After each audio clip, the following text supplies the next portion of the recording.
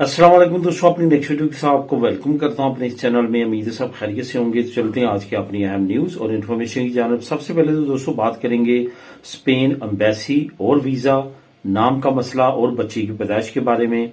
कुछ दोस्तों के इस पे कमेंट आए हैं और ये काफी अहम टॉपिक है, जो पहले भी कुछ लोगों के साथ ये मसला दरपेश आ चुका है।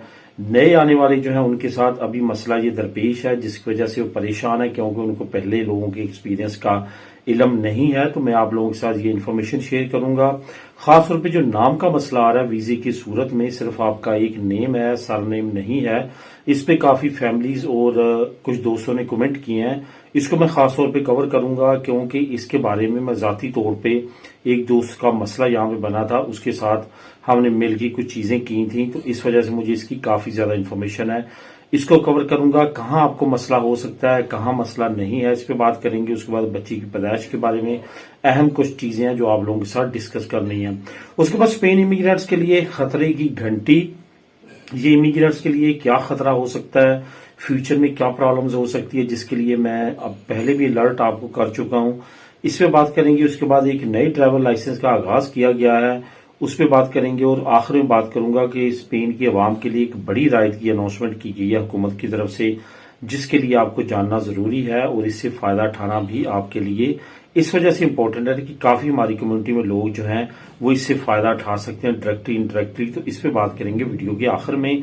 तो आज आप लोगों के साथ जो मैं लिंक्स प्रोवाइड करूंगा वो आपको बताता चलूं। स्पेन इमिग्रेंट्स के लिए खतरे की घंटी, इसका लिंक, एक नई ड्राइवर लाइसेंस का आगाज, इसका लिंक, और स्पेन अवाम के लिए एक बड़ी राय, इसका लिंक। ये तीनों लिंक्स आपको नीचे डिस्क्रिप्शन में मिल जाएंगे। आप खुद भी इसको, इन लिंक्स को क्लिक करके रीड कर सकेंगे। तो वीडियो की डिटेल की तरफ जाने से पहले आपको ये कहना चाहूंगा कि वो दोस्त जिन्होंने अभी तक इस चैनल को सब्सक्राइब नहीं किया, लाजमी तौर पे चैनल को सब्सक्राइब करें, ताकि मजीद ऐसी आने वाली वीडियोस आप तक बर वक्त पहुंच सके। तो दोस्तों बात करते हैं स्पेन एम्बेसी और वीजा के बारे में।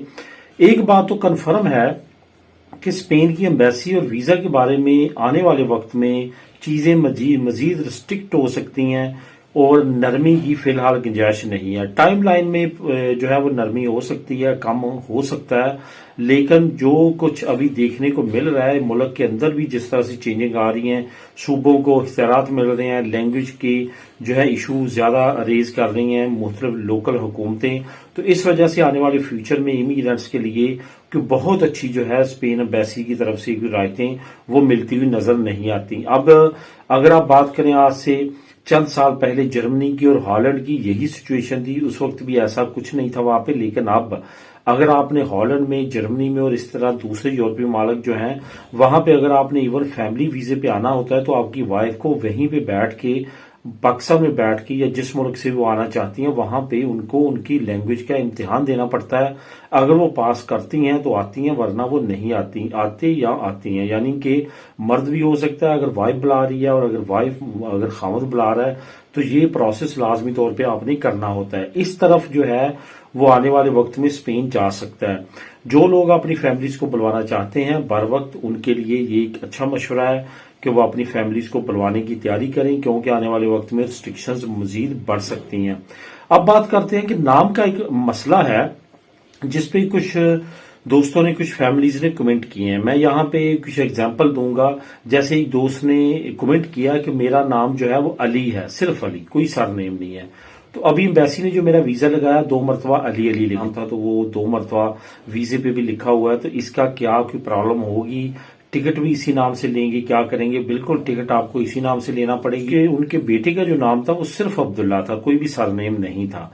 तो एम्बेसी ने उनके नाम के साथ भी पासपोर्ट पे जो वीजा लगा उस पे 2 मरतबा लिख दिया अब्दुल्ला अब्दुल्ला। तो अब यहाँ पे आगे जो उसका रेजिडेंट कार्ड मिला है उसको, उस पे भी 2 मरतबा लिखा हुआ है अब्दुल्ला अब्दुल्ला। अब मसला कहाँ पे आ रहा है? अब मसला ये आ रहा है कि मैं भी 1-2 मरतबा उनकी हेल्प के लिए गया हूं, क्योंकि थोड़ा सा जुबान का मसला था कि बैंक में उनका अकाउंट ओपन नहीं हो रहा। बैंक का जो सेंट्रल ऑफिस है वो अलाउ नहीं करता कि इसका कोई सरनेम नहीं है। तो इस वजह से वो कह रहे हैं कि ये आपका बैंक अकाउंट ओपन नहीं होगा, आप अपने साथ सरनेम ऐड करवाएं, यानी कि अपने वालिद का नाम ऐड करवाएं। जिस तरह फॉर एग्जांपल अब्दुल्ला के वालिद का नाम यूनुस है, तो उन्होंने कहा कि अब्दुल्ला यूनुस अपने नाम के साथ ऐड करवाएं। अभी आप जिनका वीजा लग चुका है बिल्कुल उसके साथ छेड़खानी ना करें, ना ही वापस भेजें, कुछ ना करें, आप वहां से फ्लाई करें, यहाँ आए। यहाँ आने के बाद कोशिश करें कि अपना आईडी कार्ड पाकिस्तानी और पासपोर्ट जो है उसमें कुछ तब्दीली करवाएं, उसमें अपने वालिद का नाम ऐड करवाएं, नाम तब्दीली के साथ नया पासपोर्ट, नई सारी चीजें करवाएं, तो फिर आपका जो है वो रेजिडेंट कार्ड पे भी तब्दील हो जाएगा। उसके बाद आपके लिए प्रॉब्लम नहीं रहेगी। अभी अगर आप वहां पे करेंगे तो आपको दोबारा से जीरो से प्रोसेस करना पड़ेगा, कोर्ट के जरिए आपको नाम तब्दील करवाना पड़ेगा। ये सारी चीजें वो थी जो पहले करने वाली थी, अब वीजा लग चुके, अब कुछ नहीं हो सकता। अभी आप अगर टाइम ज़ाया नहीं करना चाहते तो इसी को फॉलो करते हुए आपको फ्लाई करना होगा। बच्चे की पैदाइश के टॉपिक पे मैं इस वजह से दोबारा से इस टॉपिक को कवर कर रहा हूं कि आज से तकरीबन 6 महीने 1 साल पहले भी मैंने इस टॉपिक को कवर किया था और आपको खबरदार किया था कि इस एक्टिविटी से बाज रहें, क्योंकि इसमें काफी प्रॉब्लम्स होती हैं। मैं यहाँ पे एक आपको स्टोरी बताता चलूं कि एक फैमिली थी जिनका वीजा तक फाइनल था, लेकिन बच्ची की पैदाइश हुई। अब दूसरी फैमिली के तमाम के वीजे लग गए, माँ का वीजा लग गया, लेकिन जो बच्चा पैदा हुआ पाकिस्तान में वो वहीं रह गया। उन्होंने अपनी दादी या नानी के पास छोड़ा और वहां यहाँ फ्लाई किया। उसके बाद उन्होंने उनका वीजा जो है बच्चे का भी अप्लाई करने की कोशिश की, कई मरतबा अप्लाई किया, 1-2 मरतबा रिजेक्शन हुई, फिर एंड पे डीएनए पे बात खत्म हुई और डीएनए के बाद काफी अरसे बाद जो है तकरीबन बच्चे की एज 2 साल हो चुकी थी, 2-2.5 साल। उसके बाद वो बच्चा जो है वो अपने पास यहाँ पे बुला के लेके आए। अब यहाँ पे मसला क्या था कि माँ कभी इधर रहती थी, माँ कभी उधर जाती थी। शुरू में जो रेजिडेंट कार्ड मिलते हैं उस पर ज्यादा साहब वहां पे भी नहीं रह सकते, तो काफी ज्यादा मसले मसाइल रहे। इस वजह से इस जिम्मेदारी को जरा सोच समझ के आप निभाएं। अगर वीजा अप्लाई कर दिया हो तो बच्चे की पैदाइश के लिए जो है बहुत ज्यादा केयरफुल रहें, बहुत ज्यादा सोचें। अगर आपने बच्चे की पैदाइश करनी है तो कोशिश करें वीजा अप्लाई करने से पहले जो है बच्चा पैदा हो जाए, ताकि वो भी आपके फैमिली मेंबरान में ऐड हो जाए और आप उसको भी साथ लेके आ सकें। अदरवाइज प्रॉब्लम होगी, जिस तरह बहुत ज्यादा फैमिलीज को भी प्रॉब्लम है, जैसे कुछ दोस्तों ने कमेंट भी किए हैं, उनके लिए काफी प्रॉब्लम्स हो सकती हैं। अब वो या तो बच्चे को बाद में बुलवाएंगे या वहां पे किसी रिलेटिव के पास छोड़ के आएंगे, उसके बाद कोई और ऑप्शन नहीं है। या अपने वीजे की फाइल को रिजेक्ट करने के बाद दोबारा अप्लाई करें बच्चे को ऐड करते हुए। ये तमाम ऑप्शन है जो हो सकते हैं, उसके अलावा कोई और चांसेस नहीं है। अब दोस्तों बात करते हैं स्पेन इमिग्रेंट्स के लिए खतरे की घंटी।